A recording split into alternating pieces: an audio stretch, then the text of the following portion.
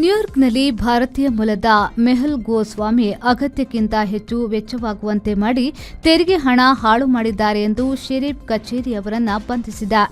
America ಸಂಯುಕ್ತ ಸಂಸ್ಥಾನದ New York ಬಳಿಯ ಸರಗೂಟ ಕೌಂಟಿಯಲ್ಲಿ ಸರ್ಕಾರದ ಪರ ಕಾರ್ಯವೆಸಗುತ್ತಿದ್ದ ಕಾಂಟ್ರಾಕ್ಟರ್ ಬಳಿ ಕೆಲಸ ಮಾಡಿದ 39ರ ಮೆಹುಲ್ ಗೋಸ್ವಾಮಿ ಅನಗತ್ಯದ ವೆಚ್ಚ ಮಾಡಿರುವುದು ಕಂಡುಬಂದಿದೆ.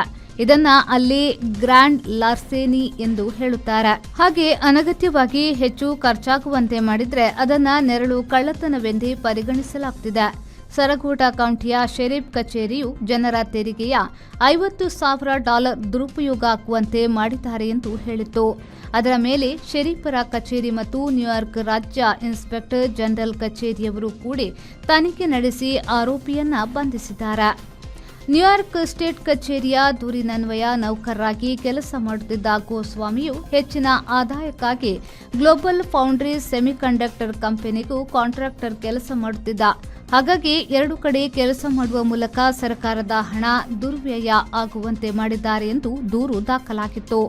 ಇಂಥ ಗ್ರ್ಯಾಂಡ್ ಲಾರ್ಸೆನಿ ಅಪರಾಧಕ್ಕೆ 15 ವರ್ಷಗಳ ಜೈಲು ಶಿಕ್ಷೆ ಅಲ್ಲಿನ ಕಾನೂನಿನಲ್ಲಿ ಇದೆ. ವಿಚಾರಣೆ ಆರಂಭವಾಗಿದೆ.